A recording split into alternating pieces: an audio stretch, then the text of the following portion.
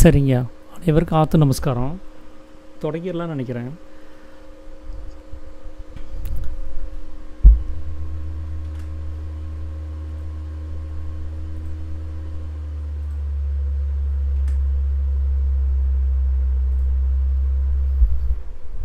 நாம் நேற்றுக்கு வரைக்கும் பார்த்த விஷயம் என்ன அப்படின்னு பார்த்தீங்கன்னா, வித்யாபியாசம் அப்படின்னா என்னங்கிறத தான் நம்ம பார்த்தோம். அதாவது அக்ஷரம் அப்படின்னு சொல்லக்கூடிய அந்த வஸ்துவை படிக்கிறதுக்கு பேர் தான் அக்ஷராபியாசம்னு பேர். அது தன்னைத்தானே அறிந்து கொள்ளக்கூடிய ஒரு படிப்பு. ஆனால் நாம் இது நாள் வரைக்கும் நாம் அந்த படிப்பை படித்தது கிடையாது. அது வெளியில் இருக்கக்கூடிய விவகாரங்களை மட்டுமே நாம் படிச்சுட்டு வந்துட்டு வந்திருக்கிறோம்.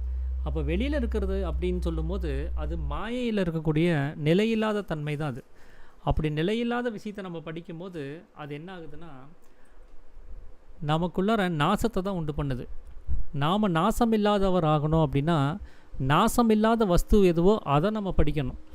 அப்படி நாசம் இல்லாத வஸ்துவாக நமக்குள்ளார இருக்கக்கூடியது பிரம்மம் தான். அந்த பிரம்மத்தை படிக்கிறதுக்கு நம்ம வெளியில் இருக்கக்கூடிய விஷயங்களை கவனிக்கக்கூடாது. அந்த வெளியில் இருக்கக்கூடிய படிப்புகள்ங்கிறது நமக்கு தெரிஞ்சுக்கிறதுக்காக கொடுக்கப்பட்டது.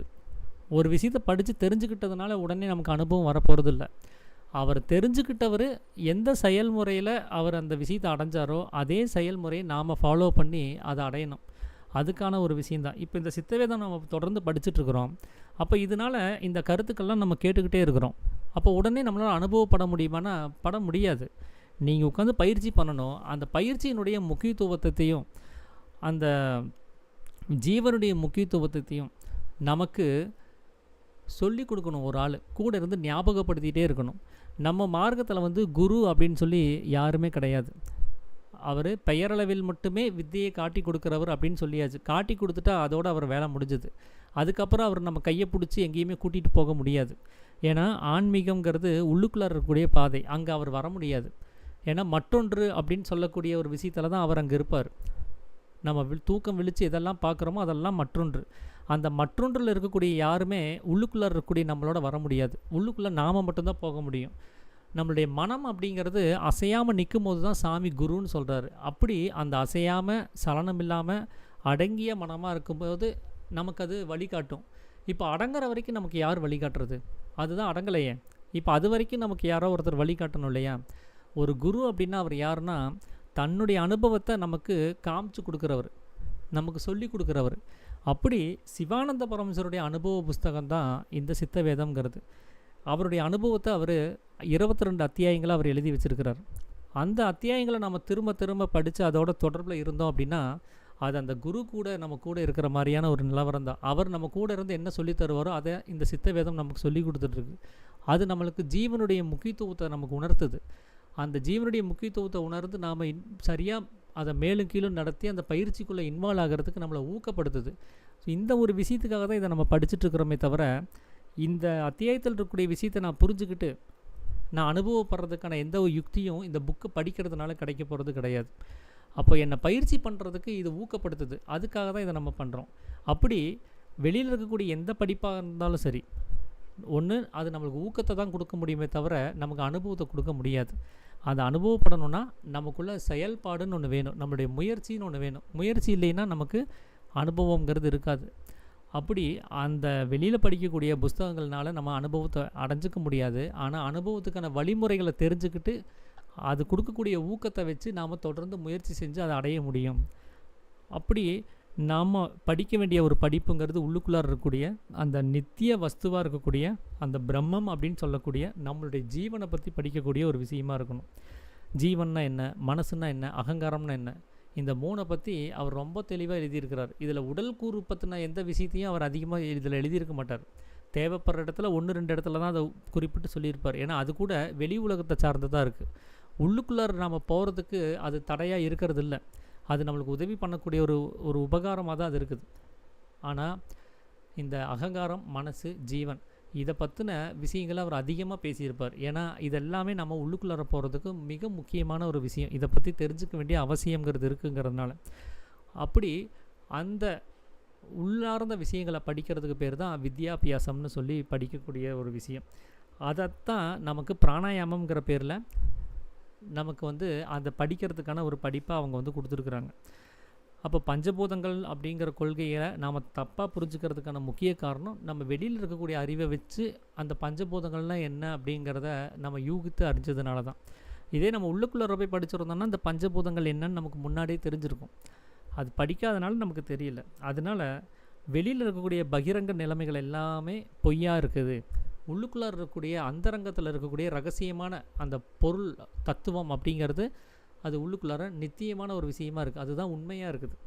அதை நம்ம படிக்கும்போது தான் நமக்கு ஞானம்ங்கிறது உண்டாகும் அப்படிங்கிறார். அதை விட்டுட்டு வெளியில் இருக்கக்கூடிய புஸ்தகங்களை வாசிச்சுக்கிட்டு அதனுடைய அர்த்தங்களை தெரிஞ்சுக்கிட்டு அதை தன்னுடைய புரிதலுக்கு புரிஞ்சுக்கிட்டு எனக்கு எல்லாமே தெரியும், நான் பண்டிதன், நான் பெரிய ஒரு படிப்பாளி, எனக்கு எல்லாமே தெரியும் அப்படின்னு சொல்லி நாம் ஒரு துரபிமானத்தில் நடக்கிறதுனால நம்ம அகங்காரம் தான் மேலோங்குமே தவிர நம்மளுடைய ஆன்மீகம்ங்கிறது அங்கே மேலோங்கி போகிறது கிடையாது. அதனால் அந்த தாதுவுக்கு உணர்வு உண்டாகிறதுக்காக வேண்டி அந்த வித்தியாபியாசம் நம்ம செய்யணும். அந்த தாதுவுக்கு எப்போ உணர்வு உண்டாகுதோ அப்போ தான் பொருள் புரியும்னு சொல்லி சாமி சொல்கிறார். அதை தொடர்ந்து நாம் இன்றைக்கி பார்க்க இருக்கிற ஒரு விஷயம் என்ன அப்படின்னா, அத்தியாயம் 6ல் ஏற்கனவே சிருஷ்டி அப்படின்னு சொல்லும்போது பஞ்சபூதங்களை பற்றியெல்லாம் நிறைய பேசிட்டார் அவர். நாம் வெளியில் இருக்கக்கூடிய விஷயங்களை நிறைய படித்து தெரிஞ்சுக்கிட்டதுனால நமக்கு அறிவு ரொம்ப ஜாஸ்தின்னு நம்ம நினச்சிக்கிறோம். நம்மளை விட உயர்ந்த ஒரு அறிவாளிங்கிறது இந்த உலகத்தில் மற்ற ஜீவராசிகள் யாருமே கிடையாதுன்னு நம்ம நினச்சிட்ருக்குறோம். அதனால தான் சயின்ஸில் என்ன சொல்லுவாங்கன்னா, மனிதனுக்கு 6 அறிவு இருக்குது, எறும்புக்கு 1 அறிவு இருக்குது, யானைக்கு 5 அறிவு இருக்குதுன்னு சொல்லி இந்த பாகுபாடுகளை பிரித்து வச்சு தான் நான் சின்ன வயசில் ஸ்கூலில் படிக்கும்போது எனக்கு அப்படி தான் சொல்லி கொடுத்தாங்க. அப்படி ஒவ்வொரு விலங்கினங்களுக்கும் பறவைகளுக்கும் மிருகங்களுக்கும் ஊர்வன அப்படின்னு சொல்லி தண்ணீரில் வாழ்வன அப்படின்னு சொல்லி இந்த நீர் வாழ்வன இதுகளுக்கெல்லாம் இந்த மாதிரியான அறிவுகள்ங்கிறது இருக்குதுன்னு சொல்லி அவங்க ஒரு பாகுபாடை பிரித்து அவங்க சொல்லிகிட்டு இருக்கிறாங்க. எதுக்காகனா தனக்கு அறிவு ஜாஸ்தியாக இருக்குதுன்னு காமிச்சுக்கணும், அதுக்காக வேண்டி. அப்போது வெளியில் இருக்கக்கூடிய அந்த விஷயங்களில் அறிவும் வித்தியாசப்படுது அப்படின்னு சொல்லி சயின்ஸ் சொல்லுது. ஆனால் சாமி அதை அப்படி சொல்லவே இல்லை. அதை என்னங்கிறத நம்ம பின்னாடி பார்ப்போம். ஆனால் இப்போ இந்த அத்தியாயத்தில் அந்த சீடன் கேட்குற கேள்வி என்னென்னா, எல்லாமே நம்மளுடைய பிரதிபலிப்புன்னு நீங்கள் சொல்லிட்டீங்க, வெளியில் இருக்கக்கூடியது எல்லாமே இந்த ஒரே ஜீவனுடைய பிரதிபலிப்பு தான். அந்த பிரதிபலிப்புக்குள்ளே ஏன் இந்த உருவ வித்தியாசம்? என்னுடைய பிரதிபலிப்புனா அது என்ன மாதிரி தானே இருக்கணும்? நான் கண்ணாடியில் போய் பார்க்குறேன் என்னுடைய உருவத்தை, ஆனால் என்னுடைய பிரதிபலிப்பு எக்ஸாக்டாக அது என்ன தான் காமிச்சு கொடுக்குது. அப்போ அந்த பிரதிபலிப்புனா என்ன தான் அது காமிச்சு கொடுக்கணும். ஆனால் இங்கே ஒன்று பறவையாக இருக்குது, இன்னொன்று ஊர்வனவாக இருக்குது, ஒன்று பரப்பனவாக, ஒன்று நீர்வாழ்வனவாக இருக்குது, ஒன்று மிருகாதிகளாக இருக்குது. மனிதர்கள்னு எடுத்துட்டால் கூட மனிதர்கள்லேயும் எத்தனை முகங்கள், எவ்வளோ வித்தியாசமான முகங்கள், எவ்வளோ நிறங்கள், எவ்வளோ குணங்கள், எவ்வளோ இத்தனை வித்தியாசத்துக்கு காரணம் என்ன? என்னுடைய பிரதிபலிப்பு ஏன் இவ்வளோ வித்தியாசப்பட்டு கிடக்குது அப்படிங்கிறது தான் அந்த சீடன் இதில் கேட்குற ஒரு விஷயம். அப்போது சாமி அதுக்கு விளக்கம் கொடுக்கும்போது அவர் அந்த சீடனுக்கிட்ட ஒரு கேள்வி கேட்குறாரு, என்னென்ன வித்தியாசங்களை நீ பார்க்குற அப்படின்னு. பார்த்தீங்கன்னா மனிதன் ஒரு ஜாதி இருக்குது, மிருகம்னு ஒரு ஜாதி இருக்குது, பறவைகள்னு ஒரு ஜாதி இருக்குது, ஊர்வன அப்படின்னு சொல்லி ஒரு ஜாதிகள் இருக்குது, நீர் வாழும் ஜந்துக்கள்னு ஒரு ஜாதி இருக்குது, பூச்சிகள்னு ஒரு ஜாதிகள் இருக்குது. இதில் நமக்கு தெரியாத கிருமிகள், நுண்கிருமிகள், நுண்ணுயிர்கள் இதுக கூட இருக்குது. அப்போது எல்லாமே ஒரே ஜீவன் தான் அப்படின்னா இந்த உருவ வித்தியாசத்துக்கான காரணத்தை தான் அவர் கேட்குறது. அப்போ மனிதன்னு முதல்ல இதில் குறிப்பிட்டு சொன்னார் இல்லையா? அப்போ மனிதன்னா யார் அப்படின்னு பார்த்தா அது நாம் நினச்சிட்ருக்குறோம். அப்போது நாமெல்லாம் மனிதர்கள் அப்படின்னு நாமளே ஒரு கற்பனையில் நினச்சிட்ருக்குறோம். இதே மாதிரி தான் ஒவ்வொரு மிருகங்களும் அப்படி நினச்சிட்ருக்க வாய்ப்பு இருக்குது. நாம் தான் உயர்ந்த அறிவோடு இருக்கிறோம், நம்மளை விட உயர்ந்த அறிவாளி யாருமே கிடையாதுன்னு ஒரு எறும்பு கூட நினச்சிட்ருக்கலாம், ஒரு பறவை கூட நினச்சிட்ருக்கலாம். ஆனால் அது நமக்கு தெரியாது. நாம் எப்படி நினைக்கிறோமோ அதே மாதிரி மற்ற மிருகங்களும் நினைக்கிறதுல எந்த ஒரு பெரிய ஒரு அதிசயமும் கிடையாது. அப்போது மனிதர்கள்னு பொதுவாக எதுக்காக தனித்து ஒரு பிறவியாக சொல்ல வேண்டியது இருக்குது அப்படின்னா, அவங்களுக்கு ஒரு விசேஷ புத்திங்கிறது இருக்கணும். அதனால தான் அவங்களுக்கு 6 அறிவு, மற்ற உயிரினங்களுக்கெல்லாம் 5 அறிவுன்னு சொல்லி நாம் நினச்சிட்ருக்குறோம். அந்த 5 அறிவு என்ன? எல்லா உயிரினத்துக்கும் இருக்கக்கூடிய ஒரு 5 அறிவுங்கிறது என்ன அப்படின்னா, கண்களால் பார்த்தறிவதும், காதால் கேட்டறிவதும், மூக்கால் முகர்ந்தறிவதும், நாவால் சுவைத்தறிவதும், தோலால் தொட்டறிவதுமாக இருக்கக்கூடிய இந்த 5 வகையான அறிவுங்கிறது அங்கே இருக்குது. அந்த 5 வகையான அறிவை தள்ளி அதை இல்லாமல் அதோடு சேர்ந்து விசேஷ அறிவுன்னு ஒன்று இருக்குது, விசேஷ புத்தி அப்படிங்கிறது. அது நித்திய வஸ்து விவேகம்னு அதுக்கு பேர். அந்த விவேகமும் நமக்கு இருந்துச்சு அப்படின்னா நாம் மனிதர்கள்னு சொல்ல வேண்டியதாக இருக்குது. இப்போ நமக்கு அந்த விசேஷ புத்தி இருக்குதா? அதுதான் இங்கே முக்கியமான கேள்வி. அப்போது யாருக்கு அந்த விசேஷ புத்தி இருக்கோ அவங்க தான் மனிதன்னு சொல்ல முடியும். மற்றவங்க எல்லாத்துக்குமே, ஒரு எறும்புக்கு கூட அந்த 5 அறிவு இருக்கவே செய்யுது. ஆனால் இவங்க வந்து சயின்ஸில் வந்து அது இல்லை, ஒரு அறிவு தான் இருக்குதுன்னு அவங்க எதை வச்சு சொல்கிறாங்கன்னு எனக்கு தெரியல. ஆனால் அவங்களுக்கும் அந்த 5 அறிவுங்கிறது இருக்குது. அவங்களுக்கு கண்ணு தெரியுது, நேராக போகணுன்னா நேராக போகிறாங்க. ஏதாவது ஒரு சப்தம் கேட்டால் விலகி போகிறாங்க. அவங்களுக்கு காது கேட்குது. நீங்கள் தொட்டிங்கன்னா அவங்களுக்கு அந்த உணர்வு உண்டாகுது, உடனே ஓடி போயிடுறாங்க. அவங்களுக்கு வாசனை அறியிற தன்மை இருக்குது. எங்கேயோ ஒரு இடத்துல சக்கரை கொட்டி கிடக்கும், அந்த எறும்பு அதை நோக்கி போகும், அந்த வாசனை அறிஞ்சு. அது வெள்ளை கலரில் இருக்கக்கூடிய எல்லாத்தையுமே அது சாப்பிட்றது கிடையாது, டேஸ்ட் பண்ணி பார்க்குது அது இனிப்பு இருக்குதான்னு சொல்லி. அது இனிப்பு இருந்தால் நம்மளுடைய உணவுங்கிறத உணர்ந்துட்டு அந்த இனிப்பை அதை தூக்கிட்டு போகுது. அப்போ அவங்களுக்கு சுவை அறிவும் இருக்குது. அப்போ அந்த நமக்கு இருக்கக்கூடிய அதே 5 அறிவு ஒரு எறும்புக்கு கூடவும் இருக்கவே செய்யுது. இதே மாதிரி தான் மற்ற எல்லா மிருக ஜாதிகளாகட்டும் பறவைகளாகட்டும் எல்லாத்துக்குமே அந்த 5 அறிவுங்கிறது பொதுவான ஒரு விஷயம். ஏன்னா ஜீவன் வெளி உலகத்தோடு தொடர்பு கொள்கிறதுக்கு இந்த 5 அறிவும் ரொம்ப முக்கியமானது. இந்த 5 விஷயத்து மூலமாக அதனால் வெளி உலகத்தோட தொடர்பில் இருக்குது. வெளி உலகத்தை தெரிஞ்சுக்கிறதுக்காக அது வச்சுருக்கிறது. அதனால் உடம்பு மாறலாம், அந்த குணங்கள் மாறலாம், ஆனால் இந்த அறிவுங்கிறது மாறுறது கிடையாது. அது எறும்பாகட்டும் யானையாகட்டும் மனிதன் அபிமானிச்சுட்டு இருக்கிற நாமளாகட்டும் யாராக இருந்தாலும் சரி. அப்போ அந்த 5 அறிவுங்கிறது பொதுவானது. இதெல்லாமல் தனித்து பார்க்கும்போது 6வது அறிவுன்னு ஒரு அறிவு இருக்குது. அதுதான் விசேஷ அறிவு அப்படின்னு சொல்லக்கூடியது. அப்போது அந்த மனிதர்னு சொல்லி உண்மையாகவே ஒரு சிருஷ்டிங்கிறது தனிப்பட்ட முறையில் கிடையாது. அவங்க பிறக்கும் போதே யாரும் அந்த 6வது அறிவோடு பிறக்கிறது கிடையாது. அவங்க பிறக்கும் போது எல்லாத்துக்கும் 5 அறிவுங்கிறது பொதுவான ஒரு விதியாக கொடுக்கப்பட்டிருக்குது, அது எந்த உயிரினமாக இருந்தாலும் சரி. ஆனால் 6வது அறிவாக ஒரு அறிவை அவங்க அனுபவித்து தெரிஞ்சுக்கிறாங்க. அப்படி தெரிஞ்சுக்கிற நிலைமையில் இருக்கக்கூடியவங்க யாரோ அவங்க தான் மனிதர்கள் அப்படின்னு சொல்லக்கூடிய நிலைமையில் இருக்கிறவங்க. அப்படி பார்க்கும்போது அந்த விசேஷ புத்தி அப்படிங்கிறது யாருக்கு இருக்குங்கிறத கண்டுபிடிச்சிங்கன்னா யார் மனிதர்கள்ங்கிறத கண்டுபிடிச்சிட முடியும். நாம் என்ன நினைக்கிறோம், ராக்கெட் விடுறோம், ராக்கெட் சயின்ஸ் நமக்கு தெரிஞ்சிருக்குது. வானியல் பற்றின எத்தனையோ ஆராய்ச்சிகளை செஞ்சிட்டோம். கடலுக்கு அடியில் இருக்கக்கூடிய ஆழ்கடல் ஆராய்ச்சிகளை செஞ்சிட்டோம். பூமிக்கு அடியில் இருக்கக்கூடிய அகழ்வாராய்ச்சிகளை செய்கிறோம். ஒவ்வொரு பிளட்டுக்குள்ளார இருக்கக்கூடிய நுண் செல்களை பற்றி ஆராய்ச்சி பண்ணுறோம். அப்போது இத்தனை விஷயமும் நம்ம தெரிஞ்சுக்கிட்டு இருக்கிறோம், இத்தனை விஷயத்தையும் நம்ம படிச்சுட்ருக்குறோம். அப்போ நம்ம தானே அறிவாளிக. மற்ற உயிரினங்கள் என்ன பண்ணுது, சாப்பிடுது, தூங்குது, மைதுனம் அந்த சம்யோகம் செய்யுது, அதோடு அவங்க வாழ்க்கை முடிஞ்சு போயிடுது. அதை தாண்டி அவங்க எதுவுமே செய்கிறது இல்லையே அப்படின்னு சொல்லி நாம் நினச்சிட்ருக்குறோம். அதனால தான் நமக்கு 6 அறிவு இருக்கிறதா நாமளே ஒரு கற்பனை பண்ணிக்கிறோம். அப்போது நமக்கே விசேஷ புத்தி இருக்கணும், மற்றவங்களுக்குலாம் இல்லைன்னு சொல்லி நாம் ஒரு நினச்சிட்ருக்குறோம். ஆனால் சாமி என்ன சொல்கிறாருன்னா, உண்மையாகவே நமக்கு தான் விசேஷ புத்தி கிடையாது. நம்மளை தவிர இந்த உலகத்தில் எத்தனை வகையான ஜீவிகள் இருக்குதோ அத்தனை ஜீவிகளுக்கும் விசேஷ புத்திங்கிறது இருக்கவே செய்யுது. நான் மனிதர்னு அபிமானிச்சிட்ருக்கக்கூடிய நம்மளை தவிர மற்ற எல்லா உயிரினத்துக்கும் அந்த விசேஷ புத்தி இருக்கவே செய்யுது. அதுக்கு சாமி சில உதாரணங்களை சொல்கிறார். அதை நம்மளால் நிரூபிக்க முடியுங்கிறார். நமக்கு விசேஷ புத்தி இல்லைங்கிறத சில எடுத்துக்காட்டுகள் மூலமாக நிரூபிக்க முடியும். அது என்னென்னா, ஒரு கிளியை நீங்கள் பிடிச்சிட்டு நீங்கள் வளர்த்துறீங்க. அந்த கிளிக்கு உங்களுடைய தாய்மொழியில் இருக்கக்கூடிய ஒரு பாஷையை சொல்லித்தர்றீங்க. வாங்க, வணக்கம் அப்படின்னு ஏதாவது ஒரு வார்த்தைகளை நீங்கள் சொல்லி பழக்கப்படுத்துகிறீங்கன்னு வச்சுக்கோங்களேன். அது உடனே அந்த வார்த்தையை கிரகிச்சுக்கிட்டு அது திரும்ப நம்மளை மாதிரி பேசுது. அது நம்மளை மாதிரியே அது நாக்கை சுழட்டி வாங்க வணக்கம் அப்படிங்கிறத அதனுடைய வாய்ஸில் அது பேசவும் செய்யுது. இப்போது அதுக்கு அந்த பாஷையை நம்ம எப்படி சொல்லி கொடுத்தோம், அதனுடைய பாஷையில் போய் சொல்லி கொடுத்தோமா அப்படின்னா இல்லை. நம்மளுடைய தாய்மொழியில் தான் அந்த சப்தத்தை நம்ம அவங்களுக்கு தெரிவித்தோம். ஆனால் நம்ம தாய்மொழி அது படிக்குது. அப்போ அவங்களுக்குன்னு ஒரு பாஷையில் நாம் போய் சொல்லி தர்றது கிடையாது. அப்போ எல்லா உயிரினத்துக்கும் பாஷை இருக்குமா அப்படின்னு கேட்டால் கண்டிப்பாக இருக்கும், இல்லாமல் இல்லை. சப்தம் எங்கே உண்டாகுதோ அங்கே பாஷையும் உண்டாகவே செய்யுது. ஒரு மாடு கத்துது அப்படின்னா, அது தன்னுடைய கன்றுக்குட்டியை காணோன்னு சொல்லி கத்துது அப்படின்னா, அதை அந்த பாஷையை சரியாக புரிஞ்சுக்கிட்டு அந்த சப்தத்தை சரியாக கிரகிச்சுக்கிட்டு நம்மளுடைய தாயார் கூப்பிட்றாங்கன்னு சொல்லி அது உடனே ஓடி வருது. ஒரு மேய்க்கிறவன், ஆடு மேய்க்கிறவன், அவன் ஒரு சப்தத்தை எழுப்பி வச்சுருப்பான். அந்த சப்தத்தோட ஒரு இன்ட்ராக்ட் ஆகிருக்கும் அந்த ஆட்டுக்கு. அவன் கூப்பிட்டான் அப்படின்னா அது உடனே புரிஞ்சுக்கிட்டு நம்மளை கூப்பிட்றாங்கன்னு சொல்லிட்டு உடனே எங்கே இருந்தாலும் ஓடி வருது. அவங்களுக்குள்ளாரே பாருங்கள், ஒரு காக்கா ஒரு படையல் வைக்கிறோம், மேலே போய் ஏதாவது சாப்பாடு ஏதாவது கொண்டு போய் வைக்கிறோம், அது அந்த உணவை பார்த்த உடனே கத்த ஆரம்பிக்குது.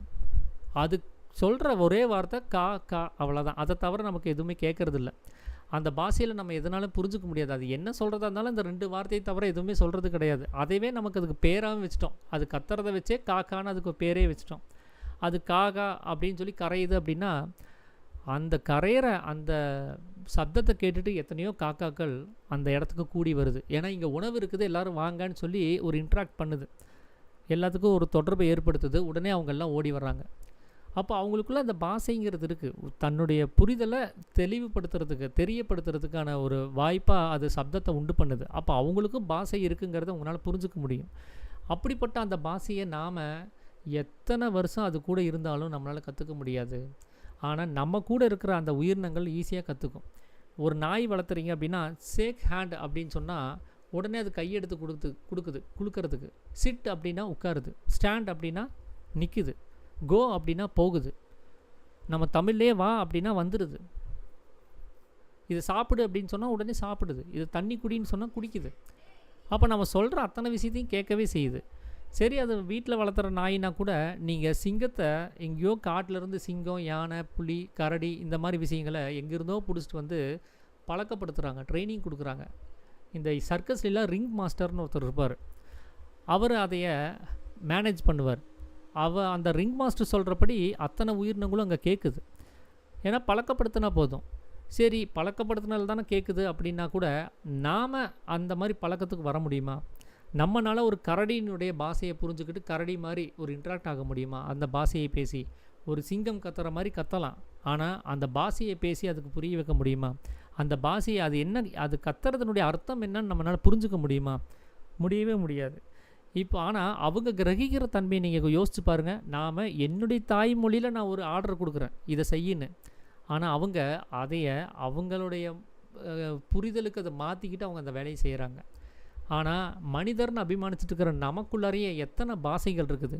ஒவ்வொரு ஸ்டேட்டுக்கும் ஒவ்வொரு பாஷை இருக்குது. இந்தியாவில் மட்டும் தமிழ்நாட்டில் ஒரு பாஷை, கேரளாவில் ஒரு பாஷை, ஆந்திராவில் ஒரு பாஷை, அதாவது கர்நாடகாவில் ஒரு பாஷை, குஜராத்தில் ஒரு பாஷை, பீகாரில் ஒரு பாஷை, பஞ்சாபில் ஒரு பாஷை. இப்படி எத்தனையோ பாஷைகளை நாம் இங்கே அவங்கவுங்க சௌரியத்துக்கு தகுந்தபடி நாம் உண்டாக்கி வச்சுருக்கிறோம். எத்தனையோ சப்தங்கள் இருக்குது. ஒரே ஒரு தத்துவம், ஒரே ஒரு பொருளுக்கு, ஒரே ஒரு அர்த்தத்துக்கு பல வகையான உச்சரிப்புகளை நாம் இந்தியாவில் மட்டுமே கேட்க முடியும். அப்போ அத்தனை உச்சரிப்பையும் நம்மளால் கிரகிக்க முடியுமானா முடியாது. இப்போ எனக்கு ஹிந்தி தெரியாது. என் முன்னாடி ஒரு ஹிந்துஸ்தானிக்காரர் வந்து ஹிந்தியில் ஒரு வார்த்தையை பேசுகிறாருன்னா என்னால் புரிஞ்சுக்க முடியாது. ஆனால் அவரும் மனிதன்னு அபிமானிச்சுட்டு இருக்கிறவர் தான், நானும் மனிதன் அபிமானிச்சுட்டு இருக்கிறவர் தான். ஆனால் எங்களுக்குள்ளாரே இந்த இன்ட்ராக்ஷன் கிடையாது. அவருடைய பாஷையை என்னால் கற்றுக்க முடியாது. இப்போ நான் ஹிந்தி கற்றுக்கணும், அவர் எனக்கு ஹிந்தி சொல்லித்தர தயாராகிட்டார். அதை சொல்லித்தரணுன்னா அவர் முதல்ல தமிழ் படிச்சிருக்கணும். ஏன்னா என்னுடைய தாய்மொழியில் இந்த வார்த்தைக்கு இந்த அர்த்தம்னு அவர் எனக்கு சொன்னால் தான் நான் ஹிந்தியை கற்றுக்க முடியும். அப்போ தர்றவருக்கு என்னுடைய பாஷையும் தெரிஞ்சிருக்கணும், அவருடைய பாஷையும் தெரிஞ்சிருக்கணும். அப்போ தான் அவர் எனக்கு சொல்லித்தர முடியும், அப்போ தான் நான் அதை கற்றுக்க முடியும். அவர் வெறும் ஹிந்தியில் மட்டுமே பேசிகிட்டே இருக்கிறாரு. எனக்கு அதனுடைய அர்த்தம் என்னன்னே தெரியாது. அதை டிரான்ஸ்லேட் பண்ணுறதுக்கு யாருமே கிடையாதுன்னா என்னால் அந்த ஹிந்தியை கற்றுக்கவே முடியாது. அப்போ இந்த சொல்லுக்கு இதுதான் அர்த்தம்னு என் தாய்மொழியில் யாராவது ஒருத்தர் எனக்கு புரிய வச்சாதான் அந்த வார்த்தையினுடைய பொருளை என்னால் புரிஞ்சுக்க முடியும். அந்த மாதிரி நாம் எந்த உயிரினத்துக்கூடையும் அதனுடைய பாஷையை புரிஞ்சுக்கிட்டு நம்ம எந்த ஆர்டரும் சொல்லித்தரதில்ல, அதை நம்ம ட்ரைனிங் கொடுக்கறதும் கிடையாது. நம்ம தாய்மொழியிலேயே சொல்கிறோம், ஆனால் அவங்களுடைய தாய்மொழியிலேயே அதை கேட்டு அதை புரிஞ்சுக்கவும் செய்கிறாங்க. இப்படி தான் எல்லா உயிரினங்களும், பட்சிகளாகட்டும், எந்த ஒரு உயிரினமாக இருந்தாலும் அதோட உங்களால் இன்ட்ராக்ட் ஆக முடியும். அவங்க ஈஸியாக வந்து நம்மளோட கனெக்ட் ஆகிடுவாங்க. அவங்களால ஈஸியாக நம்மளுடைய பாஷைகளை அவங்க படித்து புரிஞ்சுக்க அவங்களால முடியும் அப்படிங்கிறத சாமி வந்து சொல்கிறாரு. அப்போது நிச்சயமாக விசேஷ புத்தி அப்படிங்கிறது யாருக்கு இருக்குது, நமக்கு இருக்கா இல்லை அவங்களுக்கு இருக்குதா அப்படிங்கிறத நீங்கள் கவனித்து பார்த்தீங்கன்னா உங்களுக்கு தெரியும். அவங்க ஈஸியாக கிரகிக்கிற தன்மையில் அவங்க நல்லாவே இருக்கிறாங்க அப்படிங்கிறத நம்ம புரிஞ்சுக்க முடியும். அப்போது விசேஷ புத்தியும் அறிவும் நாம் எந்தெந்த உயிரினத்துக்கெல்லாம் இல்லைன்னு நாம் நினச்சிட்டு இருக்கிறோமோ, எதெல்லாம் 5 அறிவுக்கு கீழே இருக்குதுன்னு நினச்சிட்டு இருந்தோமோ, அவங்க எல்லாருமே வந்து எக்ஸ்ட்ராடினரியாக அந்த விஷயத்தை அவங்க செஞ்சுட்டே இருக்கிறாங்க. நமக்கு தான் அது இருக்கிறது கிடையாது அப்படிங்கிறத சொல்கிறார். அது மட்டும் இல்லாமல் இந்த மோப்ப சக்தியை வச்சு ஒரு போலீஸ் பிடிக்க முடியாத ஒரு கேஸை கூட ஒரு திருடனை பிடிக்கக்கூடிய ஒரு விஷயத்துக்கு அவங்க அந்த நாயை யூஸ் பண்ணுறாங்க. அவங்க ட்ரைனிங் பண்ண அந்த மோப்ப சக்தியை வச்சு அந்த திருடனுடைய அந்த அடையாளங்கள் எது வரைக்கும் போயிருக்குது. இங்கே அது ஸ்மெல் பண்ணும், அந்த ஸ்மெல் வேறு எங்கே இருக்குங்கிறத தேடிட்டு அது ஓடும். அப்போ திருடனுடைய இருப்பிடத்தை கண்டுபிடிக்கிறதுக்கு அது உதவி பண்ணுது. நாம் எவ்வளோ நாள் நம்ம அந்த தொழிலில் இருந்தாலும் சரி, அந்த போலீஸ் தொழிலில் இருந்தாலும் நம்மளால் இந்த விஷயத்தை செய்ய முடியாது. ஆனால் நீங்கள் ட்ரெயின் பண்ணப்பட்ட அந்த நாய், ஒரு போலீஸ் நாய் அந்த வேலையை ஈஸியாக செஞ்சிடும். எவ்வளோ சுலபமான ஒரு விஷயமா அந்த கேஸை வந்து சால்வ் பண்ணுறதுக்கு அது உதவி பண்ணுது. அப்போ அந்த மோப்ப சக்திங்கிறது நமக்கு கிடையாது, ஆனால் அவங்களுக்கு அது இருக்குது. அவங்களால அது ஈஸியாக அந்த விஷயத்தை செஞ்சுக்க முடியும். இதே இன்னொரு உதாரணமும் சாமி சொல்கிறார். ஒரு அமாவாசை இருட்டில் ஆற்றுக்கு அந்த பக்கம் கொண்டு போய் நீங்கள் வளர்த்துன ஒரு மாட்டை கொண்டு போய் விட்டுட்டு நீங்கள் திரும்பி வந்துடுங்க. ஒரு 2-3 நாள் கழித்து பார்த்தீங்கன்னா அந்த மாடு உங்கள் வீட்டை தேடி வந்துடும். இடையில அது யார்கிட்டையும் அட்ரஸ் கேட்காது. எப்படி போகணும், என்ன ஏது அப்படின்லாம் அதுக்கு எதுவுமே தேவையில்லை. நமக்கு அது தெரியாது. நம்மளால் பகல் நேரத்தில் கூட இங்கேருந்து அவினாசியை தாண்டி ஒரு இடத்துல கொண்டு போய் ஒரு கிராமத்துக்குள்ளார விட்டுட்டோன்னா, அந்த பைபாஸுக்கு வர்றதுக்கு, அந்த பைபாஸ் ரோடு எங்கே இருக்குது அப்படின்னு தெரிஞ்சுக்கிறதுக்கே நமக்கு 4 பேர்த்துக்கிட்ட அட்ரஸ் கேட்கணும். எங்கள் பைபாஸ் ரோடு எங்கெங்கே இருக்குது, கோயம்புத்தூருக்கு எப்படிங்க போகணும் அப்படின்னு கேட்டுட்டு தான் நம்மளால் வர முடியும். இல்லைன்னா கூகுள் மேப் போடணும். இல்லைன்னா ஏதாவது ஒரு அந்த பலகையை நம்ம பார்க்கணும். இப்படி போனால் 30 கிலோமீட்டர்னு எழுதி வச்சுருப்பாங்க இல்லையா, அந்த பலகையை நம்ம பார்த்து தான் வரணும். இல்லைன்னா நம்மளால் அதை தெரிஞ்சுக்க முடியாது. அப்போது நாம் ஒரு பாதையை கண்டுபிடிக்கிறதுக்கு நமக்கு ஒரு உதவிங்கிறது தேவைப்படுது. அவங்க எந்த உதவி இல்லாமல் அவங்க வளர்ந்த இடத்த நோக்கி நேராக வந்துடுறாங்க. என்னென்னா, அந்த நீங்கள் அங்கே விட்டுட்டு வரும்போது அந்த விலங்கை யாரும் கட்டி போடக்கூடாது, இல்லை மற்ற விலங்குனால ஒரு உபத்திரம் ஏற்படக்கூடாது. இது மட்டும் நடக்கலைன்னா அது நிச்சயமாக அது உங்கள் வீட்டை தேடி திரும்பி வந்துடும். அது நடந்து வர்றதுக்கு சில காலம் எடுத்துக்கலாம். நீங்கள் ரொம்ப தூரம் கொண்டு போய் விட்டுறதுனால அது தூரத்துக்கு அனுசரித்து அந்த நேரத்தில் திரும்பி நேராக உங்கள் வீட்டுக்கே வந்துடும். அப்படி அதனுடைய விசேஷ அறிவுங்கிறது எப்படி இருக்குன்னு பாருங்கள். யார்கிட்டையுமே எதுவும் கேட்குறதில்ல, கூகுள் மேப் பார்க்குறதில்ல. ஆனால் அது தான் வளர்ந்த வீட்டை தேடி அது பாட்டுக்கு நேராக வந்துடுது. ஏன்னா அதுக்கு அந்த மோப்ப சக்தி இருக்குது. தான் எங்கேருந்து புறப்பட்டோங்கிறது அதுக்கு தெரியும். நமக்கு அது தெரியாது. ஏன்னா நம்மளுடைய உற்பத்தி ஸ்தானம் தெரிஞ்சால் தானே நாம் வெளியில் இருக்கக்கூடிய புறப்பட்ட இடம், அடைஞ்ச இடம்லாம் பற்றி தெரிஞ்சுக்கிறதுக்கு. நாம் எங்கேருந்து வந்தோம்னு நமக்கே தெரியாது.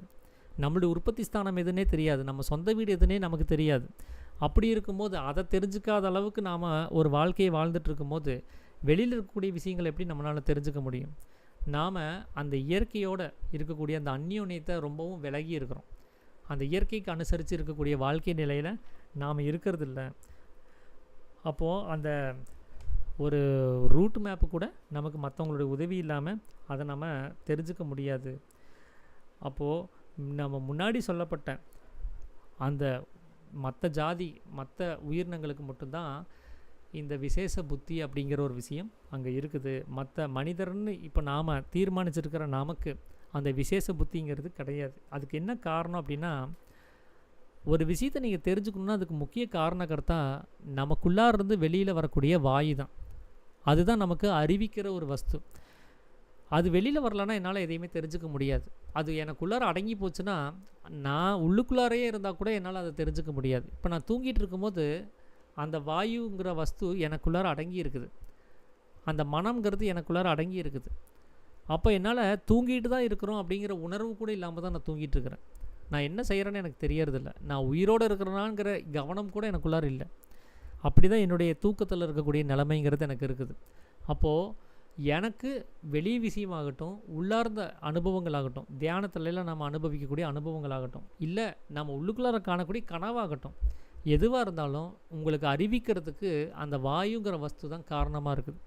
அது வெளியில் வரலைன்னா நம்மளால் எதையுமே பார்க்கவோ கேட்கவோ அறியவோ செய்ய முடியாது. அப்படி அந்த வாயுவாக இருக்கக்கூடிய வஸ்து நமக்கு முன்னாடியே முதல் அத்தியாயத்திலே சாமி சொல்லியிருப்பார். அறிவு அப்படின்னா ஜீவசக்தியான வாயு அப்படின்னு சொல்லியிருப்பார். அந்த வஸ்து நம்ம தூங்கும்போது நம்மளுடைய சமீரணன் அப்படின்னு சொல்லக்கூடிய அந்த கதி விதமாக அது வந்து ஓடிட்டுருக்கும். நம்ம முழிச்சிட்டு இருக்கும்போது நமக்கு அந்த கதி மாறுபட்டு வாயு ரூபமாக வெளியில் போயிட்டுருக்குது. அப்போ தூங்கும்போது இருக்கக்கூடிய கதியை தான் அவர் ஏக கதின்னு சொல்கிறார். அது ஒரே கதியாக எங்கேயுமே கட்டாகாமல், எங்கேயும் மேலே போகுதா கீழே இறங்குதா எதையுமே தெரிவிக்காமல், அதில் சரியான கதி அப்படின்னு சொல்லி 4ஆம் அத்தியாயத்தில் குறிப்பிட்டு சொல்லியிருப்பார். ஜீவசக்தியான வாயுவிற்கு நேர்மையாய், யாதொரு சப்தமும் சேட்டையும் இல்லாமல், சுவாசம் உண்டோ என்று அறிவதற்கு கூட முடியாமல், நெஞ்சுக்குழியிலிருந்தோ தொண்டைக்குழியிலிருந்தோ ஒரு துடிப்பு மட்டுமே காணலாம். அதுதான் சரியான கதி. அந்த கதி தான் நமக்கு தூங்கும்போது ஓடிட்டுருக்குது. அந்த கதி ஓடும்போது நம்மளே பிரகாசிக்கிறதுங்கிறார். ஆனால் தூங்கும்போது நமக்கு அந்த பிரகாசத்தை நம்ம பார்க்க முடியுதான்னா முடியறதில்ல. ஏன்னா நாம் அங்கே இல்லை. நம்மளுடைய முயற்சியில் அந்த கதி ஓடணும். அது தானாக ஓடுது. நான் ஏதோ ஒரு புஸ்தகத்தை படிச்சுட்டு இருக்கும்போதோ ஏதாவது ஒரு வேலையை செஞ்சுட்டு இருக்கும்போதோ உடல் அசதி காரணமாக நீ கொஞ்சம் ரெஸ்ட் எடு அப்படிங்கிற மாதிரி அது தானாக ஓடுது. அதனால அந்த கதி ஓடின உடனே மனசு என்ன பண்ணுது, தனக்கு பிடிச்ச வேலையை செஞ்சாலும் சரி, அந்த சமீரணன்கிற கதி ஓடிடுச்சுன்னா அது தனக்கு பிடிச்ச வேலையை கூட விட்டுட்டு அது உள்ளே ஓடி வந்து செட்டில் ஆயிரும்.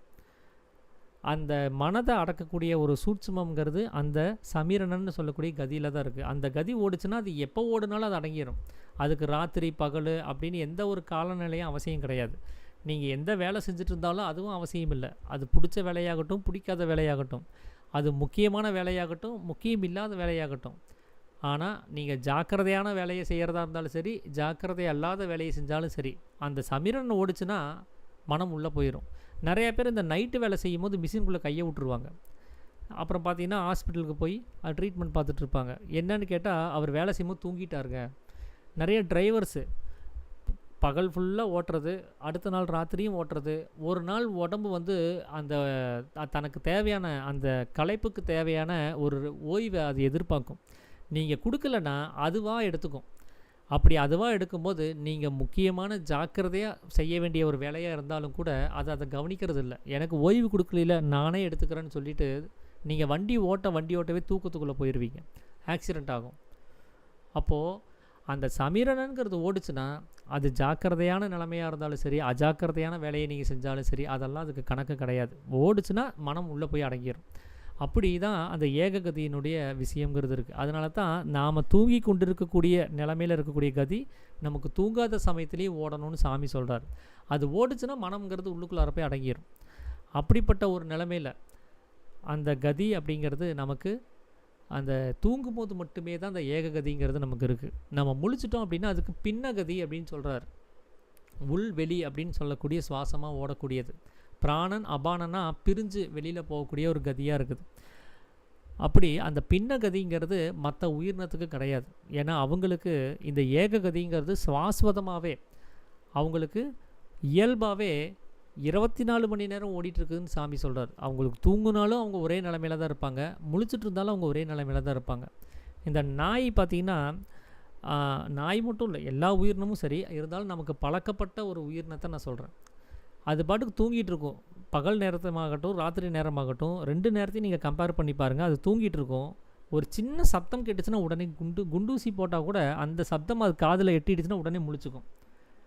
நாம் தூங்கணுன்னா பக்கத்து வீட்டில் பெரிய ஒரு சவுண்டு, ஏதோ ஒன்று விழுந்துருச்சு, பெரிய சவுண்டு, இல்லை பக்கத்து வீட்டில் ஒரு பெரிய தகராறு, அடிச்சுக்கிறாங்க, கத்திக்கிறாங்க, அப்போ கூட நமக்கு தெரியறதில்ல. இந்த தீபாவளி பட்டாசெல்லாம் வெடிக்கிறாங்க டாம் டூம்ன்ட்டு, அப்போ கூட நமக்கு தெரியறதில்ல, தூங்கிட்டு தான் இருக்கிறோம். அப்போ அந்த ஜாக்கிரதைங்கிற நிலைமை நமக்கு உண்டாகிறது கிடையாது. அந்த ஜாக்கிரதைங்கிற நிலைமை எங்கே உண்டாகும்னா நமக்குள்ளார அந்த சமீரணன் கதியை நம்மளுடைய முயற்சியினால் நாம் அதை கொண்டு வரும்போது தான் அந்த ஜாக்கிரதைங்கிற நிலைமை உண்டாகுது. அதுவாக ஒரு கதி ஓடும்போது நமக்கு ஜாக்கிரதை உண்டாகிறது கிடையாது. அதனால தான் சாமி இந்த மாயைங்கிற அவஸ்தையவே அவர் தூக்கம்னு சொல்கிறார். அந்த தூக்கத்தில் நீங்கள் உள்ளுக்குள்ளார தூங்குனாலும் ஒன்று தான், வெளியில் தூங்குனாலும் ஒன்று தான். அந்த தூக்கம் முக்கியமான அந்த அறியாமைங்கிற தூக்கம் நீங்கினா தான் உங்களுக்கு ஜாக்கிரதைங்கிற நிலைமையை. நீங்கள் அதில் தூங்கிட்டு இருக்கும்போது நாம் அந்த கனவுக்குள்ளார நீங்கள் தூங்குனாலும் சரி முழிச்சிட்டு இருந்தாலும் சரி அது தூக்கம் தான். அது அங்கே ஜாக்கிரதைங்கிற நிலைமை ரெண்டுலேயுமே வராது. நீங்கள் முழிச்சிட்டு இருந்தாலும் நீங்கள் ஜாக்கிரதையாக இல்லை, தூங்கிட்டு இருந்தாலும் நீங்கள் ஜாக்கிரதையாக இல்லை. ஆனால் அவங்களுக்கு இந்த மாயைன்னு சொல்லக்கூடிய அந்த அறியாமை அவங்களுக்கு கிடையாது. ஏன்னா அவங்களுக்கு பின்னகதி கிடையாது. அவங்களுடைய சுவாசங்கிறது உள் சுவாசம் வெளி சுவாசமாக நம்மளை மாதிரி அது ஓடுறதுக்கு அது கிடையாது. அவங்களுக்கு அந்த சமீரணன்னு சொல்லக்கூடிய அந்த கதி மட்டும்தான் எப்போவுமே ஓடிட்டுருக்குது. அதனால அவங்களுக்கு அது ஜாக்கிரதை நிலைமைங்கிறது அவங்களுக்கு சாஸ்வதமாகவே இயல்பாகவே இருக்குது. அதனால தான் அந்த புத்தி சக்திங்கிறது அவங்களுக்கு அதிகமாக இருக்குது, விசேஷ புத்திங்கிறது அவங்களுக்கு அதிகமாக இருக்குது.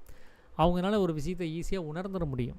இந்த சுனாமி வர்றதை முன்கூட்டியே இந்த மீன்கள்லாம் தெரிஞ்சுக்கிட்டு அது அந்த இடத்த காலி பண்ணிட்டு போயிடும். ஊருக்குள்ளார தண்ணி ஃபுல்லாக பூந்துடும், ஆனால் மீன்கள் இருக்காது. அந்த தண்ணியில் தெருவுலலாம் பார்த்தீங்கன்னா மீன்கள் இருக்காது.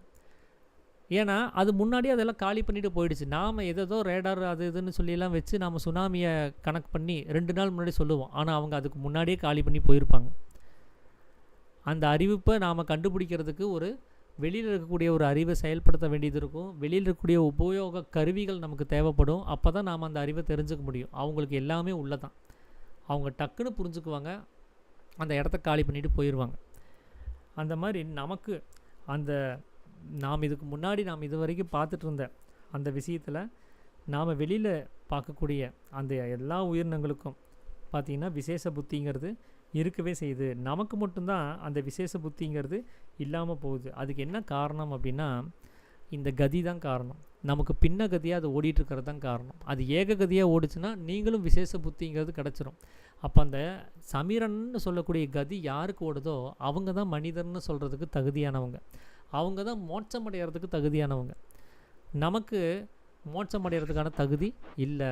ஏன்னா நமக்கு அந்த கதி பின்ன கதியாக ஓடிட்டுருக்குது. நாமளும் ஒரு மிருகம் தான். வேணால் நம்மளை ஸ்பெஷலாக இருக்கால் மிருகம்னு வேணால் கூப்பிட்டுக்கலாம். அதை தவிர்த்து நம்ம தனிப்பட்ட ஒரு முறையில் நம்ம மனிதன்னு சொல்லிக்கிறதுக்கு நமக்கு அருகதை இல்லாதவங்க தான் அப்படிங்கிறத சாமி வந்து இதில் தெரிவிக்கிறார். அப்போது நாம் ஒரு மோட்சம் அப்படிங்கிறத ஒரு விஷயத்தை அடையணும்னா முதல்ல நம்ம மனிதனாக மாறணும். மிருகங்கிற நிலைமையிலேருந்து மனிதனாக மாறணும். அதுக்கு அந்த மிருக புத்தி அப்படின்னா என்னன்னு நம்ம முதல்ல தெரிஞ்சுக்கணும். அந்த மிருக புத்தி அப்படின்னு இருக்கிறவங்க தானே மிருகங்கள்னு நம்ம சொல்கிறோம்.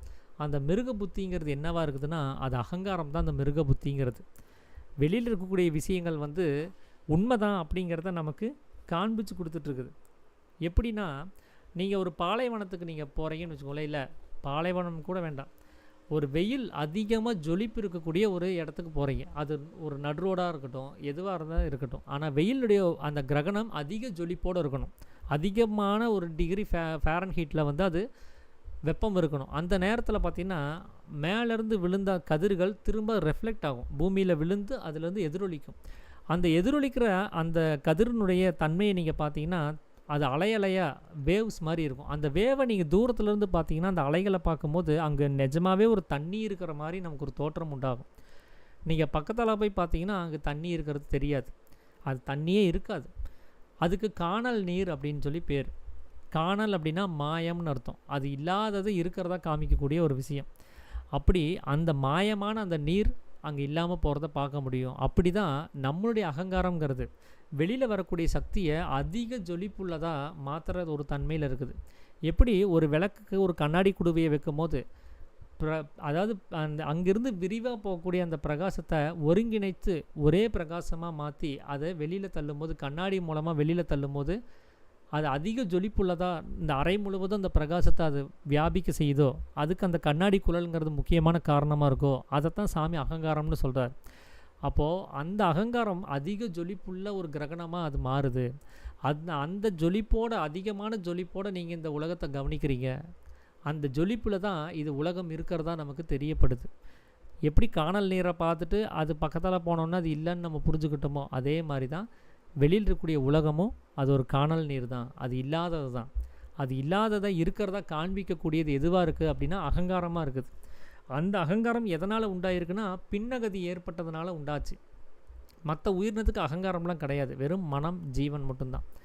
அவங்களுக்கு அகங்காரங்கிறது கிடையாது. நமக்கு தான் அகங்காரங்கிறது. அந்த அகங்காரம் என்ன அப்படின்னா, நான் என்னுடையது, என்னுடைய சொத்து, என்னுடைய தகப்பனார், என்னுடைய தாயார், என்னுடைய சொத்துக்கள்லாம் என் பையனுக்கு தான் வரணும், வேறு யாரும் அனுபவிக்கக்கூடாது, இவன் யார் என் பையனை கேட்குறதுக்கு அப்படின்னு சொல்லி நிறையா அபிமானத்தை நம்ம வச்சுருப்போம். நான் ஸ்தானி, நான் மானி, நான் யார் தெரியுமா, எனக்கு எல்லாமே தெரியும் அப்படின்னு என்னென்னமோ நம்ம அந்த அகங்காரத்துக்கு நிறையா விஷயங்களை வச்சுருப்போம். அந்த மாதிரி ஸ்தானாபானங்கள்லாம் அவங்களுக்கு கிடையாது. அவங்க ஒரு பெற்றோராக தன்னுடைய கடமையை தெரிவிக்கிறதுக்காக, அதை புரிய வைக்கிறதுக்காக அவங்க வளர்த்துவாங்க. வளர்ந்ததுக்கப்புறம் அந்த குழந்தை வேற தான் வேறங்கிற நிலைமைக்கு அவங்க மாறிடுவாங்க. நம்மளை மாதிரி 100 வயசு வரைக்கும் இறுக்கி பிடிச்சிக்கிட்டு அதுக்கு ஒரு உயில் சாசனத்தை எழுதிட்டு என்னுடைய சொத்துக்கள்லாம் இவனுக்கு தான் போகணும், இவன் தான் என்னுடைய பையன் அப்படிங்கிற அந்த பாகுபாடெல்லாம் பார்க்குற நிலைமையில் அவங்க இல்லை. அதனால தான் அவங்களுக்கு அகங்காரம் இல்லைன்னு நான் சொல்கிறதுக்கு காரணம். அப்படி அகங்காரம் இல்லாத சூழ்நிலைனால தான் அவங்களுக்கு அந்த வெளியில் இருக்கக்கூடிய தோற்றம் நம்மளை மாதிரி இருக்கிறது இல்லை. அவங்க நம்மளை நாம் உலகத்தை பார்க்குற மாதிரி அவங்க பார்க்குறது கிடையாது. ஏன்னா அவங்களுக்கு அகங்காரம் கிடையாது. நமக்கு இருக்கக்கூடிய அந்த அகங்காரங்கிறது தான் இங்கே மிருக புத்தின்னு சொல்லக்கூடியது. நமக்கு உலகங்கிற தோற்றம் தெரியுதா, நமக்கு அந்த அகங்காரத்தினுடைய ஜொலிப்பினால தான் அது உண்டாகுது. அந்த தோற்றம் இருக்கிற வரைக்கும் நாம் மிருகங்கள் தான். இந்த தோற்றம் என்றைக்கு நசிஞ்சு போகுதோ, உலகங்கிற தோற்றம் என்றைக்கு இல்லாமல் போகுதோ, அப்போ தான் நாம் மனிதர்களாக முடியும். அப்போ தான் நீங்கள் மோட்சத்துக்குள்ளார நீங்கள் போக முடியும். அதனால தான் சாமி என்ன சொல்கிறாருன்னா, தன்னுடைய சக்தி வெளியில் வியாபிக்காமல் உள்ளுக்குள்ளார நிலைநிறுத்தணும். அதுக்கு அந்த ஏககதி வேணும். அந்த ஏககதி ஓடுனா தான் நீ மனிதனுங்கிறார். அந்த கதி ஓடும்போது தான் அவன் மனிதன் ஆகிறான். அதனால தான் மனனம் செய்பவனே மனிதன்னு சாமி குறிப்பிட்டிருப்பார். மனனம் அப்படின்னா நித்தியம் எது அனித்தியம் எதுங்கிறத விவேகத்தினால் அறிஞ்சிக்கிறது. ஒரு விஷயத்தை நீங்கள் ஹேண்டில் பண்ணும்போது இது சத்தியத்துக்கு விரோதமானதா சத்தியத்துக்கு சரியானதா அப்படிங்கிறத புரிஞ்சுக்கிட்டு நீங்கள் பண்ணணும். இதனால் உங்கள் ஜீவன் நஷ்டம் இருக்கா ஜீவனுக்கு நஷ்டம் இல்லையாங்கிறத தெரிஞ்சுக்கிட்டு பண்ணணும். அதுதான் எது நித்தியம் எது அநித்தியங்கிறத புரிஞ்சுக்கக்கூடிய ஒரு வஸ்து விவேகம். அந்த விவேகம் உள்ளவன் தான் மனிதனாக இருக்க முடியும். அப்படி ஒரு விவேகம் உள்ளவன் வெளியில் இருக்கக்கூடிய எந்த விஷயத்துலேயும் தலையிடவே மாட்டான். ஏன்னா அது ஜீவன் நஷ்டம்னு அவனுக்கு நல்லாவே தெரியும். தெரிஞ்சே அதில் போய் அந்த வேலையை செய்ய மாட்டான். அது தெரியாதனால தான் நாம் செஞ்சிட்ருக்குறோம். நமக்கு அந்த நித்திய வஸ்து விவேகம்ங்கிறது நமக்கு இல்லை. அதனால நாம் வெளி உலகத்தோடு இன்ட்ராக்ட் ஆகிட்டுருக்குறோம். அது அந்த விவேகம் நமக்குள்ளே வரும்போது நாம் இந்த உலகத்தை உண்டாக்க மாட்டோம் அப்படிங்கிறது தான் சாமி சொல்கிறார். அப்போ நித்தியம் என்னங்கிறத ஒருத்தன் அறிஞ்சிட்டான்னா அவனுக்கு சப்தம் இல்லைங்கிறார். அவன் ஏன்னா சப்தம் கூட அக்னி சுரூபமாக வெளியில் போகக்கூடிய ஜீவன் நஷ்டம்தான் அது. அவன் அதை கூட செய்ய மாட்டான்னு சொல்கிறார். அவனுக்கு இந்த சப்தங்கிறது தனக்குள்ளார அடங்கிடுச்சுன்னா அவனுக்கு உலகம் கிடையாது. ஏன்னா சப்தம் தான் சக்தியாக வெளிப்படுறது. சப்தமும் சக்தியும் வேறு வேறு கிடையாதுங்கிறத சரஸ்வதியை பற்றி பேசும்போது சாமி புரிய வைப்பார். அப்படி அந்த சப்தரூபம் என்றைக்கு அடையுதோ அப்போ சக்தியும் அடங்கிடும். சக்தி என்றைக்கு அடங்குதோ அவனுக்கு உலகமும் கிடையாது. அப்போ அவன் மற்றொன்றுங்கிறத கவனிக்கிறதுக்கு எதுவுமே இல்லாதனால தன்னை மட்டுமே கவனிக்கக்கூடிய நிலைமையில் இருப்பான். அவன் தான் மனிதன் அப்படின்னு சொல்லி சாமி குறிப்பிட்டு சொல்கிறார். அப்போ இந்த சப்தங்கிறது தன்னில் என்றைக்கு அடங்குதோ அப்போ மட்டும்தான் மனம்ங்கிறது தனக்குள்ளாரையே லைக்கும் அப்படிங்கிறார். அப்போ நம்மளுடைய சக்தியை தான் ஒரு சப்தம்னு சொல்கிறார். அந்த மனம்ங்கிறது உள்ளுக்குள்ளார அடங்கி இருக்கக்கூடிய ஒரு நிலைமை. அந்த நிலைமையில் மட்டும்தான் அவனால் வெளியில் இருக்கக்கூடிய ராகுத்வேஷம்னு சொல்லக்கூடிய மதம் ஆச்சரியம் அப்படின்னு சொல்லக்கூடிய அந்த துர்விசாரங்களை எல்லாத்தையுமே அவன் நிவர்த்தி பண்ணிட்டு இல்லாமல் செஞ்சுட்டு அவன் மனிதன் அப்படின்னு அபிமானிக்கிற ஒரு நிலைமையில் அவன் இருப்பான். அது வரைக்கும் அவன் மனிதன் கிடையாது. அவன் மிருகம்னு சொல்லக்கூடிய ஒரு புத்தியில் இருக்கக்கூடிய அகங்காரம் உள்ளவன், மிருக புத்தி உள்ளவன் அப்படின்னு சாமி சொல்கிறார். ஸோ இதுதான் இன்றைக்கி நான் உங்களோட பகிர்ந்துக்கணும் அப்படின்னு சொல்லி நினச்ச விஷயம். அனைவருக்கும் ஆத்ம நமஸ்காரம். தொடர்ந்து வேறு யாராவது பேசலாங்கய்யா?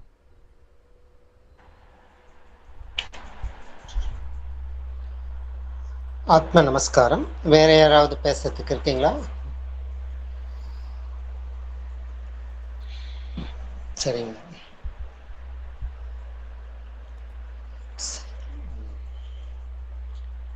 இப்போ ஐயா சொன்ன மாதிரி மனிதன் என்பவன் இயற்கைக்கு பயந்து அதுக்குன்னு வேறொரு வழி தேடி வாழறதால் தான் மனிதனுக்கு பலவித சிக்கல்கள் என்பது ஏற்படுகிறது.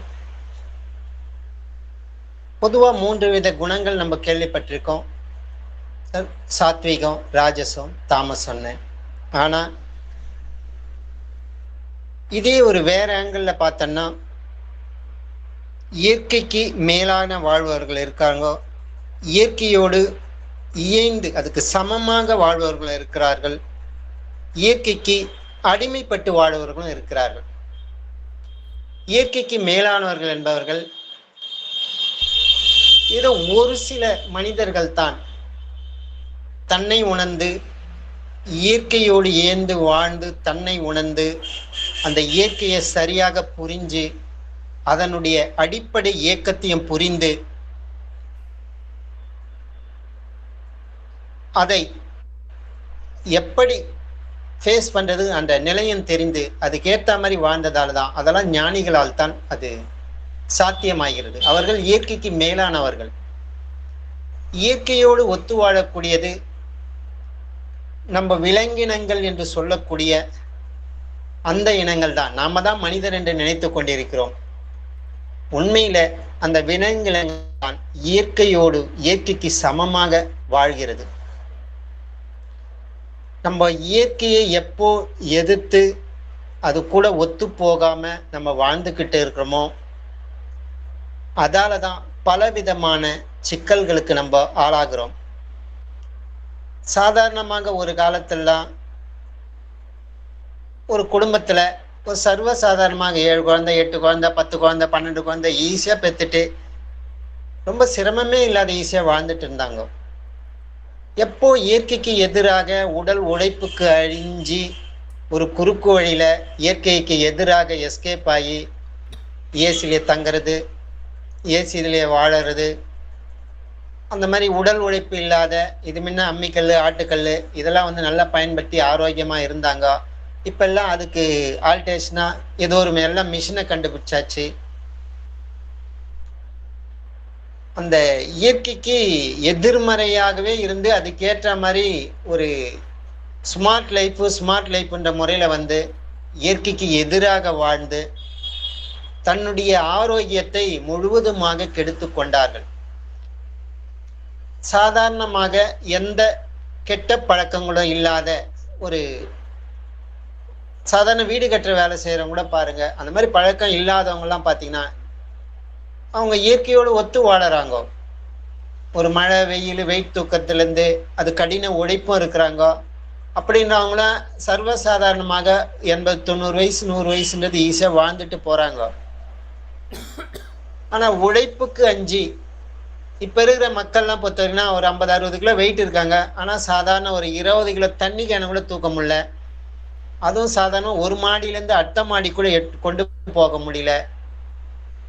அப்ப இயற்கையின் படைப்புல நம்ம இந்த உடம்பை எப்படி பேணி பாதுகாப்புறோம் பொறுத்துதான் இயற்கையோடு ஒத்து வாழ்ந்து நம்மளுடைய ஆரோக்கியம் என்பதும் நிச்சயிக்கப்படுகிறது.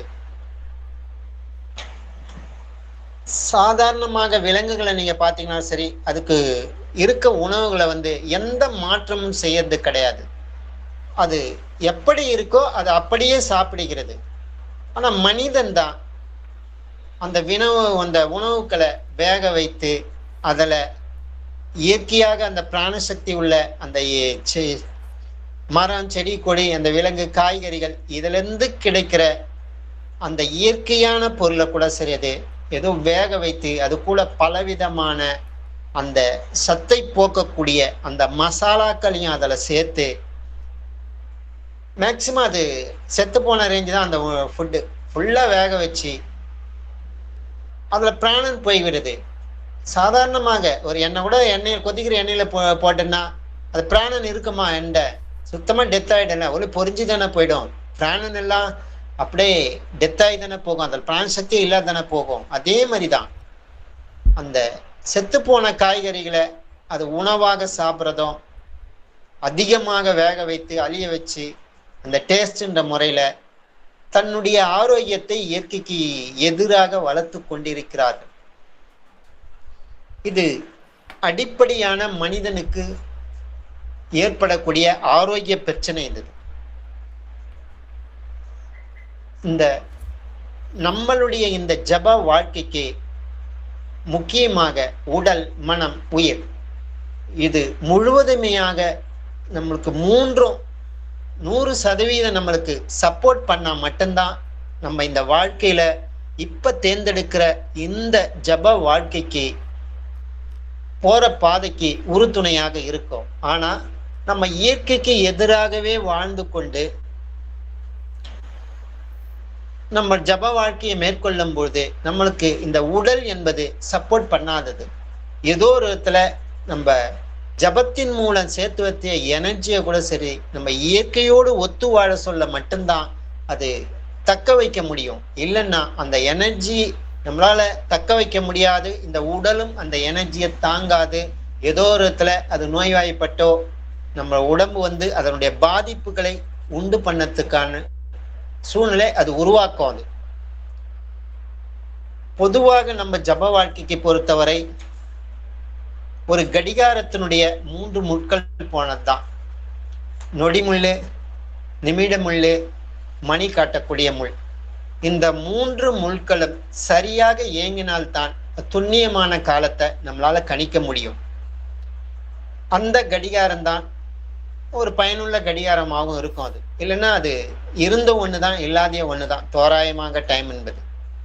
அதே மாதிரிதான் நம்மளுக்கு அந்த 3 முக்கிய விஷயங்கள் உடல் மனம் உயிர், இந்த 3 விஷயங்களும் 100% நம்மளுக்கு ஜப வாழ்க்கைக்கு சப்போர்ட் பண்ணா மட்டும்தான் அந்த ஜாக்கிரதை அந்த 3 விஷயத்திலையும் இருந்தால் மட்டும்தான் ஞானபிதா கூறிய அந்த பரிபூர்ண நிலை அந்த ஜபத்துல முறையா ஏற்படும். அது இதுல ஏதாவது ஒன்று ஒரு சரியாக இயங்கலைன்னா இந்த கடிகாரமானி தான்.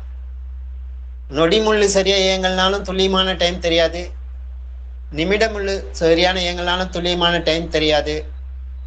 இந்த மணி காற்ற முள்ளு ரெஸ்ட் கொடுக்கறது தான் நம்ம பண்ணக்கூடிய தியானம். அந்த உடல் பொறுத்த வரைக்கும் ஒரு அசையாத நிலையில இருக்கக்கூடிய அமைப்பு அதை உருவாக்கணும்.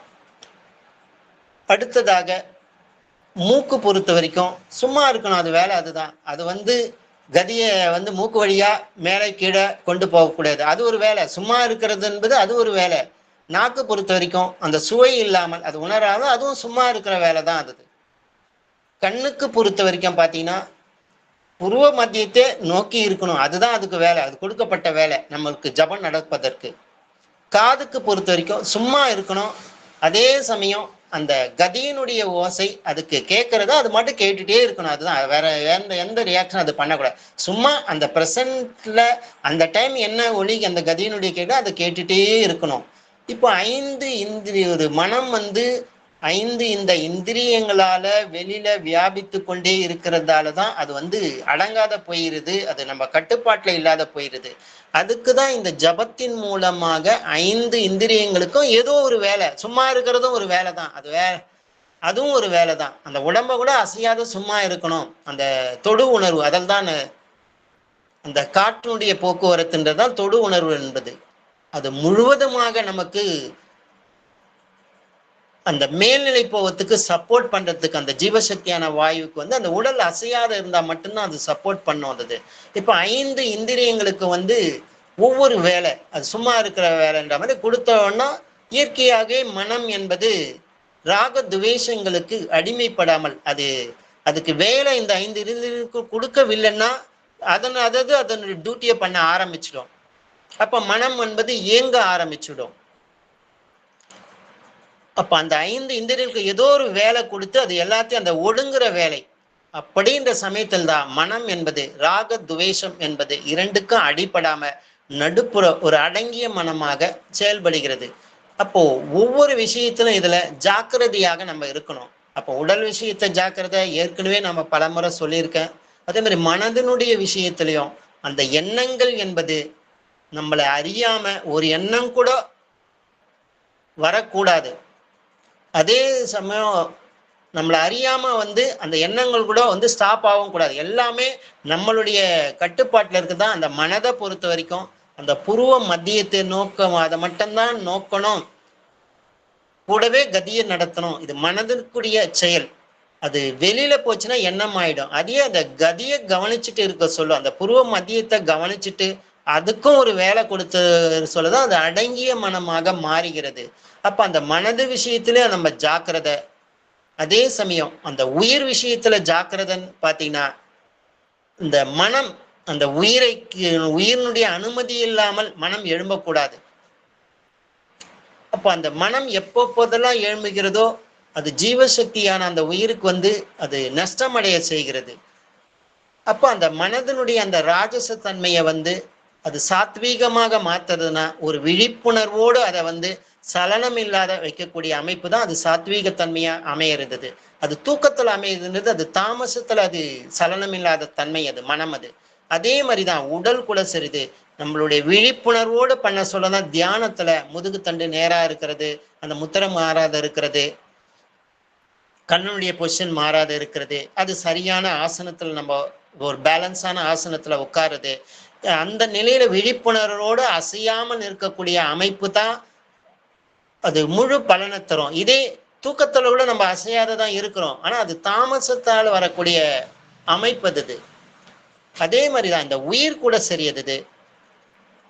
ஒரு விழிப்புணர்வோடு அந்த மனம் அந்த உடலும் அந்த மனமும் ஒரு அமைதியான நிலையில பெற சொல்லதான் அந்த சமீரணன் என்ற மேல் கீழ் செல்லக்கூடிய அந்த கதி என்பது ஈரணன் என்ற நிலையை அசையாத நிலையில அந்த ஜீவ ஈஸ்வர ஐக்கியம் ஏற்படும் அந்த அசையாத நிலைக்கு தான் அவ்வளவு பெரிய பவர். அது அடங்கிய மனமும் சரியது, அந்த ஜீவனும் சரியது. அந்த எப்படி அக்ஷரத்திலிருந்து ஆகாசமும் ஆகாசத்திலிருந்து வாயு உருவாக சொல்லதான் அது சலனம் ஏற்படுதோ, அதே மாதிரிதான் அந்த சலனத்திலிருந்து சலனம் இல்லாத அந்த வாயுவை நிக்க சொல்லதான் அது ஆகாச தன்மையாக மாறுது.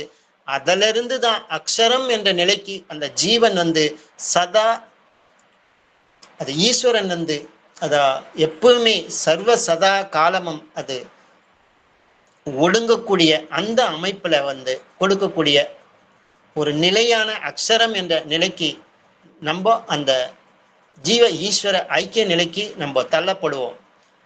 இதனால நம்ம இந்த மாயை என்ற அது எப்படி செயல்படுது என்பதையும் அதுல ஒரு அவேர்னஸ் அதுல இருந்து புரிந்து கொண்டு அதுல ஒரு அவேர்னஸாக நம்ம இருக்கிறது. அதே சமயம் இந்த உடல்லையும் ஒரு அவேர்னஸ், அந்த அகங்காரமாகிய அந்த பிரம்மா என்ற இந்த உடல்லையும் ஒரு அவேர்னஸ், அதே மாதிரி இந்த மனதிலையும் ஜல அம்சமான அந்த விஷ்ணுடைய அந்த விஷயத்திலையும் ஒரு ஒரு ஜாக்கிரதை என்ற நிலையிலையும், அதே சமயம் இந்த உயிர் தன்மை இது ருத்ரன் என்ற அதுலயும் ஒரு ஜாக்கிர தன்மையிலையும் மூன்றுத்திலையும் அந்த ஜாக்கிர தன்மையோடு ஒருங்கிணைத்து அது அப்பதான் நம்ம அந்த ஜீவன் அந்த ஈஸ்வரனோடு ஒரு ஐக்கியமாகும். அந்த ஜாக்கிரதை என்ற நிலையில் தான் மூன்று ஜாக்கிரதையும் சேர்ந்தாதான் அது ஐக்கியமாகும்.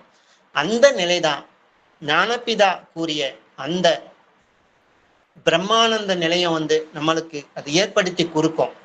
இந்த நிலை அடையணும்தான் ஞானபிதா பிரார்த்திக்கிறாரு. அவருடைய பிரார்த்தனைக்கு சாதகமாக நாமும் செயல்படுவோம். இதுதான் நான் உங்களுக்கு கூறப்பட்ட ஆசைப்பட்ட விஷயம். இது யாராவது ஏதாவது கருத்துக்கள் இருந்தால் கேட்கலாம்.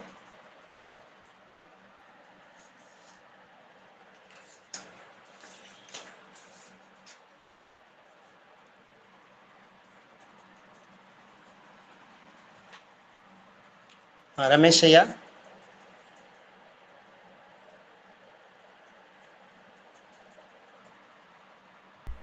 ஐயா யாரும் கேட்கலன்னு நினைக்கிறேங்கய்யா. அப்போ நிறைவு பண்ணிக்கலாங்கய்யா. சரிங்க. ஆத்ம நமஸ்காரம். அனைவருக்கும் ஆத்ம நமஸ்காரம்.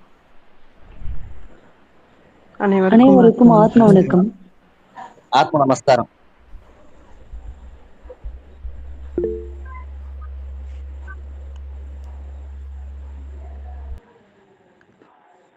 அனைவருக்கும் ஆத்ம வணக்கம்.